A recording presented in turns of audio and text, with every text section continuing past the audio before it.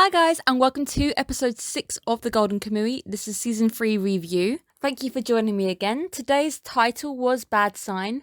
I feel like the anime gods have finally heard my prayers and finally answered me to give me yet more questions. So throughout most of the season with my reviews, I've been going, I want to know more about Ogata. I want to know more about Ogata. And we finally got that background information that I've been kind of wanting.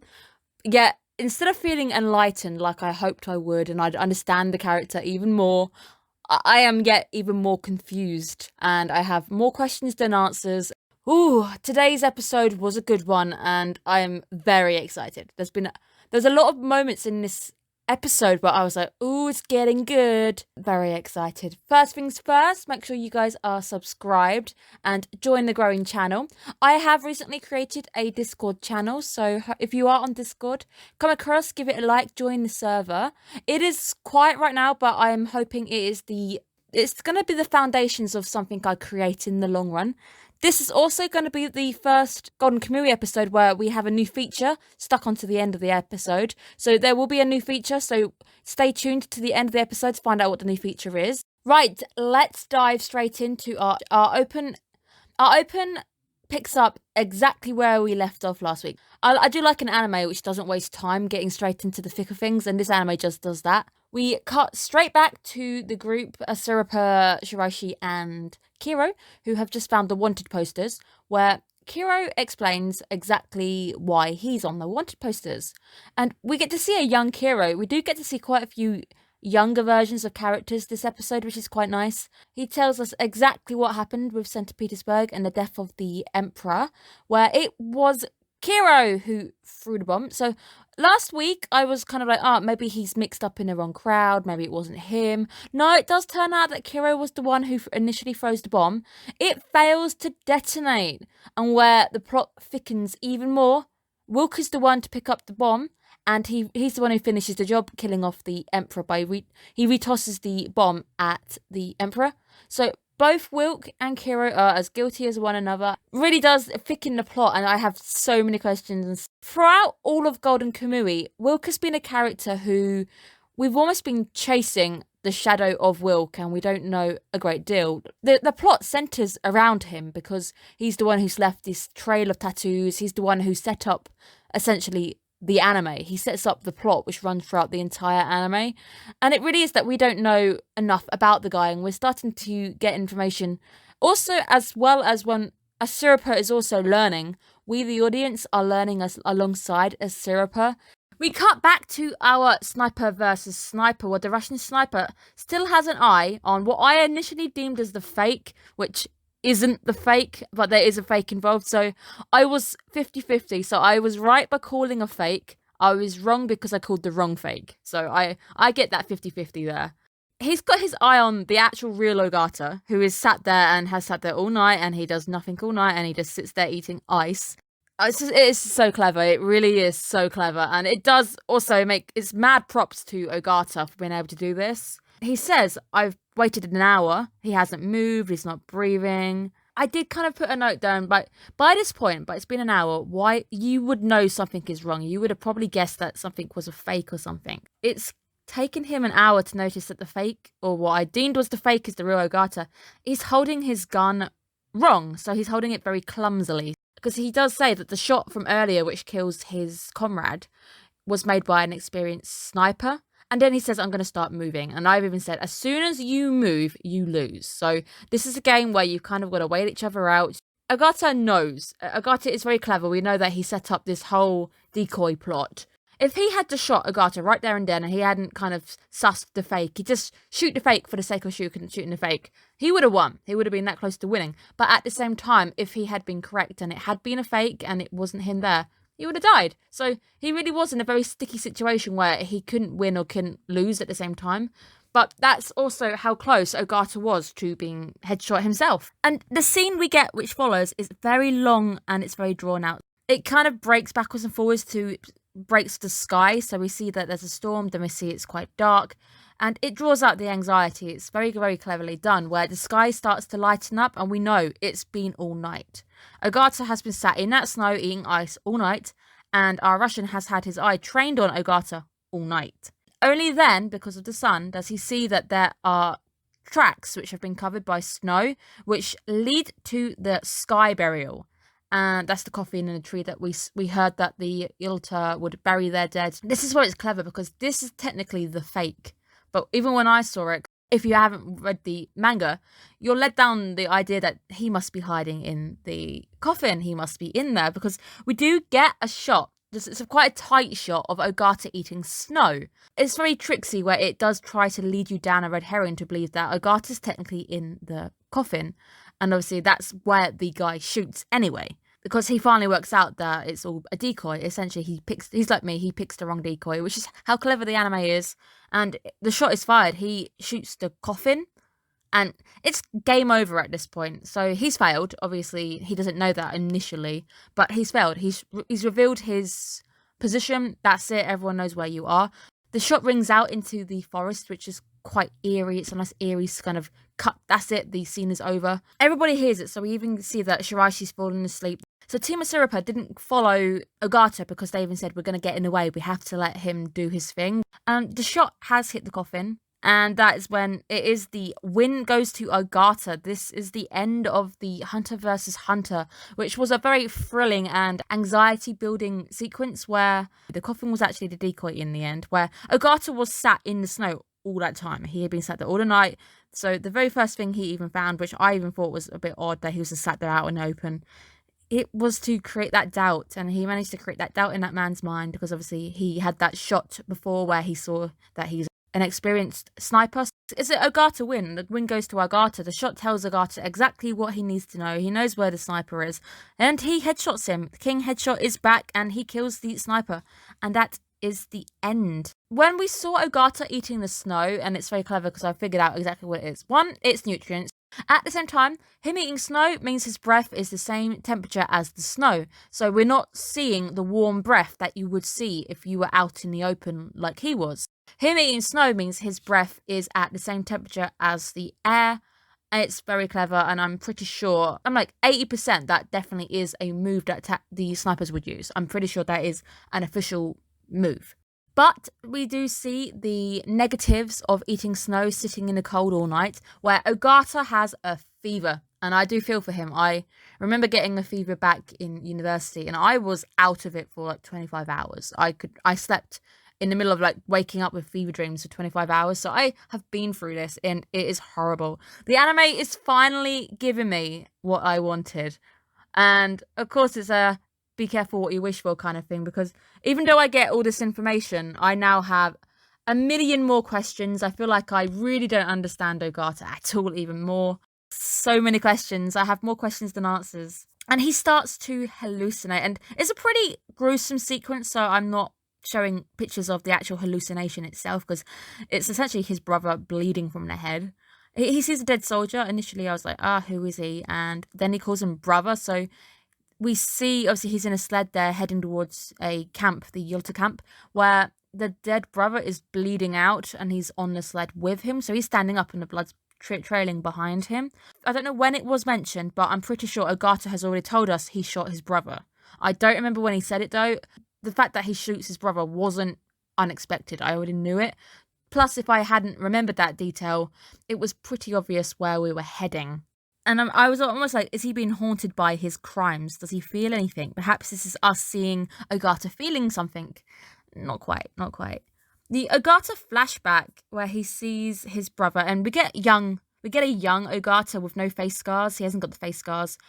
And he invites his brother along to go with him. It says, we're going to go to a bar. We do find out that the others in the camp are avoiding his brother, which is interesting because they're both in the army. I guess they're barracked to the same place, and they're obviously both in the 8th Division under Leaky Brain. Although technically when we go into the Fever Dream, he isn't Leaky Brain, so I will be calling him Sarumi because he isn't Leaky Brain at that point. We end up in the entertainment quarter where we have the brothers surrounded by geisha, and we learn a myth. This myth sounds like it could be a real thing, so if it is real, fair play, because it does sound like it could be a realistic thing that people would believe. I don't know if it's real. I'm pretty sure we have similar myths in the army over here. Not quite sure about this. There's the belief that virgins can't be hit by bullets, and people would carry around their downstairs hairs to use it as a charm, and this started to extend to male virgins as well. And we kind of find out that Ogata's brother is a virgin, and he also has the position of a flag bearer. I never liked playing flag bearer in any of the games where you can actually be the flag bearer. It is the worst position. You are always targeted, and you are the first person who dies, which is exactly what he tells us. We find out that the flag bearer has the highest death rate because they are the first people to charge into battle. So Ogata has brought him there to a brothel where he's like, it's okay. As long as the army believe you're a virgin, it's fine. And I'm not quite sure because he's like, brothers are getting into trouble together. So he's trying to lure his brother into sleeping with a geisha, which would then mean that he's not a virgin. I get what's going on. I'm just not 100% clear on motives. So what he gains from having his brother no longer be a virgin, and his brother declines and he gets sent away. Where we cut back to non-Fever Dream land, where we arrive at the Yulta camp.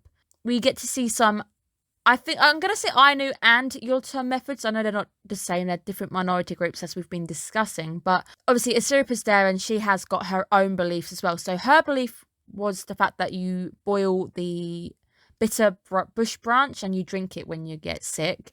But then we also find out a bit more where the cousin, so I believe they're at the Yulta camp, which is the cousin of the man who was shot in the head. He survived, which is cool. Did not think he would survive, but he did. We also see them using some steam therapy. I do believe in this one myself, where you have to sweat it out. If you get a fever, you have to sweat that bugger out. And when I obviously went for that 25 hours of hell, and I can still remember it vividly because it was just hell. I also was trying to sweat it out where we had the temperature whacked straight up and there was blankets and everything where you try and sweat it out. The Yulta believe that the sick are possessed by demons and that noise will drive the demons away. I have heard this before and I don't remember where I've heard it. And this is what is the Yulta belief. So we see that his cousin is a Sama, something called a Sama, where he's a healer, and he comes in to start making a lot of noise. And we see Asiripa and Shiraishi joining in, making as much noise as they possibly can. And the idea is that the music will affect the consciousness and lead the patient back out. To be fair, Ogata acts just exactly like I would have if anybody came into my room in that 25 hours. I would have murdered you. And Ogata is like, stop. And again, I credit him so much as Kenjiro Suda's low, gravelly tones at this point. His voice is already low and gravelly enough as it is, but it's like perfect. It already sounds like he's sick as he's kind of graveling and he just makes it lower. It's like, oh, it really works. It really, really works. Going back to our fever dream, we see Tsurumi. He's not in his leaky brain form at this point. Tsurumi finds Ogata with the geisha, where they discuss his brother. And Ogata's like, I'm going to win him over. And I'm just like, well, win him over to what? I understand that Tsurumi's trying to get...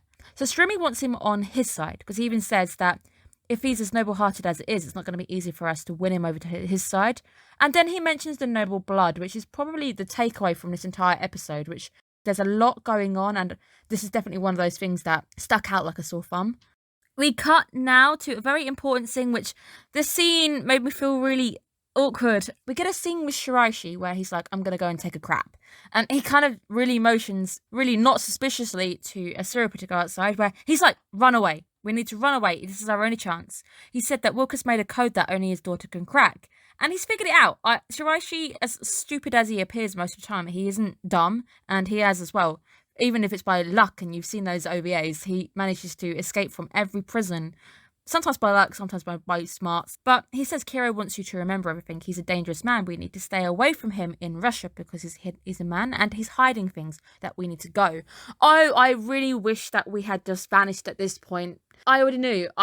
Deep down in my heart, I had this inkling that she would not leave. There's not a chance in hell that Asiripa would go, yeah, sure, let's go.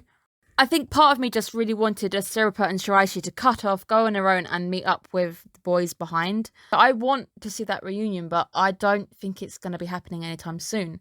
Asiripa is going to stay, and I called it. I already called it. And they do get interrupted by Kiro, so I'm even put in a corner. Shiraishi's life is now in danger, surely, because he's figured it out. Surely, if he stays with Kiro and we do see him reunite at the end, he's got to be in danger because he's on to Kiro. He knows Kiro's plan. He knows what he's trying to do. He says, I was born a Tartar and my old name was Yulbars. And we heard that being shouted out last episode was Yulbars. So he's part Karafutu Ainu, as he puts it, which is the same as Wilk. So they're obviously, I think we knew that already, that they're the same lineage. And he says, I'm fighting for the rights of the minority. So he's fighting for the Suns, Asirpa, the Ainu of Hokkaido. He's fighting for the Ainu and the minority groups. That's what he's doing. And Asirpa says, I want to know more. I want to know about my father. We get to hear her inner thoughts, which is quite interesting, where she's like, did he really leave a code behind that only I can crack? She does see an image of Sugimoto with blood streaks going across his face, where she's like, are we going to kill more people? Should the gold be found or should it lay in darkness? Personally, with what's going on, I don't want to see anyone find the gold, but I know that we need an answer and it's going to have to be found at some point. Like, this gold is literally leading a trail of death and blood behind it, so I don't know. I guess Asirpa's in a bit of a hard situation because she does want to know more about her dad. And she's got to stay right in the lines then with Kiro. And Kiro's the one who knows all that information. So she needs to stay with him. So it's awkward for me because I was very much in favour of those two running away. I was really in favour behind it. But obviously the anime needs to happen. The plot needs to happen. We can't have... We go back to Fever Dream Ogata in the middle of the battle where we see the brother as the flag bearer running into the front, leading the charge with no weapon. We do get to see Kaido with his ears and his hands, yay, from the Kaido. We can see that the army is believing it. They believe that they're not being hit by the bullets because of the charm of the Virgin. And we can see them charging into the Russian trenches. There's a point when we see the brother leaping into the air and he's like, come on, we can do it. Where we see a cut of Ogata in the trenches because obviously he's a sniper. He stays behind and he shoots everybody he can get his hands on. At this point, I guess this is our foreshadowing for what's exactly going to happen. I was like, is he going to shoot him in the head now? Is this it? Is this when he dies? Which then cuts to some gunshots. So we hear some gunshots where we go back to Ogata in the trenches. Obviously, his position is behind the line. So to be fair, he's probably in one of the safest places on a battlefield. Not that any place on a battlefield is particularly safe. Where he is disturbed by Tsurumi. And he starts to marvel at how brave his brother is. Where Ogata's like, oh, so I won't be killing him then. Understood. So obviously, he might have killed his brother at that point because obviously Tsurumi wants him dead. I get what's going on. I fully understand what's going on. I just can't quite figure out the last little bits of information to make things fit. What do we gain from having his brother not be a virgin? What do we have? Obviously, Tsurumi wants him on their side. Did he want to lure him over to his side and think like him, where we need to get him to kill somebody? There's a lot going on. We cut back to non-Fever Dreamland, where we see that Ogata's fever is starting to go down. The healer, or the Sama, which is the cousin of the man who we followed across the border, he gives Asirpa something for Ogata, which is a charm to get his headaches to go away. So they have many charms which help cure many illnesses. We get a bit of comic relief finally, because this episode has been pretty heavy so far. He says, should we give Shiraishi the one shaped like a child's penis? And it's just a bit of comic relief where he's like, how did you know my dick hurts after going to the brothel? And it's just you've got a disgusting face by Asirpa. Shots fired. She literally does pull her punches. Heading back to the land of the fever, we get to see Ogata leading his brother away to talk. And as they walk, they're going through the trenches, which they've clearly just captured this section. That's where the battle's just been held. And there's everywhere. So being very careful with the fact that YouTube doesn't really like blood and stuff. So have to be very careful about what screenshots I sometimes put up. We are led to a prisoner where Ogata's like, here, you haven't killed a single Russian since you've come to the front lines. We do find out that the flag bearer doesn't have a rifle, but they do have a sword. So they're obviously supposed to lead the charge and then go into the trenches with the swords drawn. Gun versus sword. I know what one I'd prefer to be holding. Ogata then starts to claim that it's because you don't want to get your hands dirty and you're just using your job as an excuse. And he goes, I want to see you kill this man. And it's a really, really quite awkward. The scene doesn't feel very right. It just has a vibe to it and it just feels bad. It's very bad. I did also note that throughout all these dream sequences, we never see his brother's eyes. Obviously, they probably look exactly like Ogata, but we never see it. And I think that's just to remind you that something is off, something is bad. And also the fact that we all know what's going to happen to the brother. We know the brother is dead. We see him initially appear with blood spurting out his head. He's definitely dead. And we find out that the brother won't kill because he's instructed by his father. The way that the two are speaking, one was trying to follow his father's instructions. The other one thinks that the idea that a flag bearer must be a symbol of peace and kill nobody is quite a bad thing because he does claim that he's being cowardly and not getting his hands dirty. Two couldn't be anything more opposite. So they might be brothers, but they are complete opposites, where you've got the cold-hearted Ogata, nobody feels guilt after killing people, that it's a war. Where we get the warm-hearted brother he goes up to hug Ogata and he says but that's not the type of person that you are. And one day you're going to understand that nobody should kill somebody and not feel any guilt. It's quite sad as well, trying to see the fact that his brother is crying for Ogata. It's quite a sad moment because obviously we know what's coming up. But it's the fact that we know that his brother definitely cares about him. It's just sad that Ogata didn't quite feel the same way. And then we get the fateful charge where our brother is leading us into the charge. He's leading the charge with his flag. And we hear a shot run out. A single shot from behind. Headshot, Ogata is king. Rest in peace, brother. You have been killed by your own brother. It's quite a sad moment, but we all knew it was coming. So obviously they were foreshadowing so hard at that point. We knew where it was going. And plus, he arrived in his dead state already with blood kind of trickling down his face. And obviously I've been calling Ogata Headshot Ogata for most of this, all of the review. I think from day one I've called him that from the reviews. Ogata finally waking up, where we get another very interesting scene. So this episode is full to the brim of lots of details, but lots of interesting points where we start to go into some fortune telling. I'm amazed that Siripa didn't kind of do the same thing to Incomet, where she's like, I don't believe in fortune telling. She didn't really say anything at this, where we see the Sama cleaning up the reindeer shoulder blade and he casts it into the fire. So these guys will read the cracks that appear in the bone, and it does seem that most of the readings are centered around hunting, which makes sense. These guys rely on hunting to keep them alive. So it makes perfect sense that everything centers around hunting in their world. And we finally get our fortune.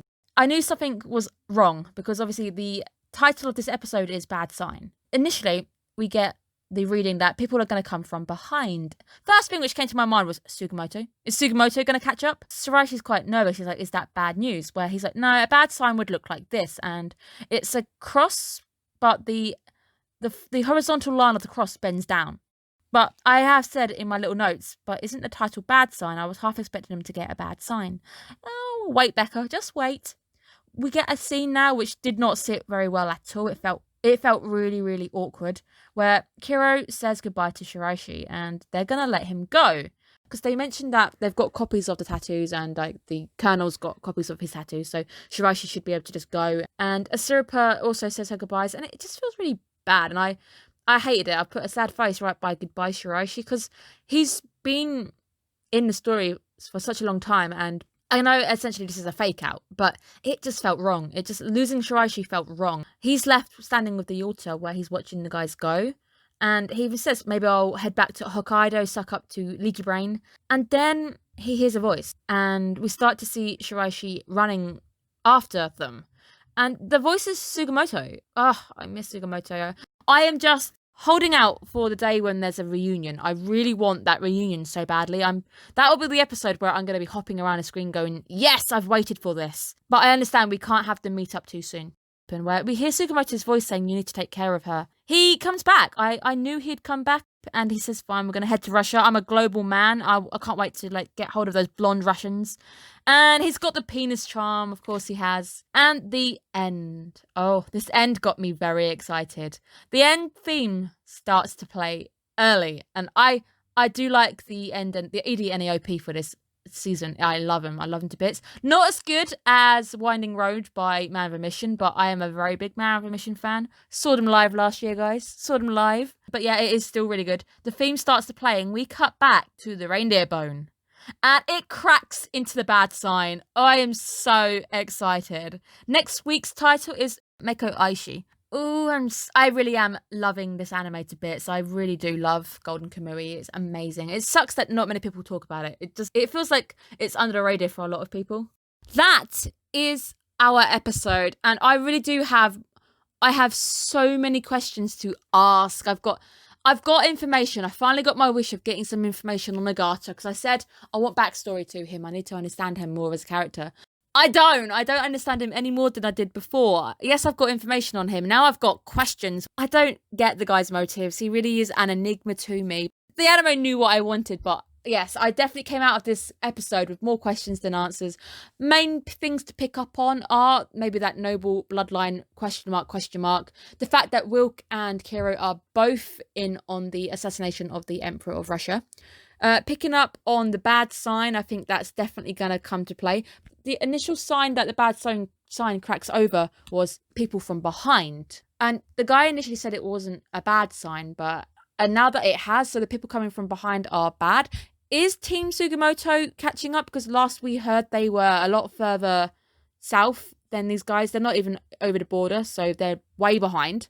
So if it's those guys, they need to do a lot of catching up. So more takeaways as well with things like the interactions between Ogata and Tsurumi. Very odd that they seem to be on the same side, but then we know that Ogata betrayed Tsurumi and Leaky Brain.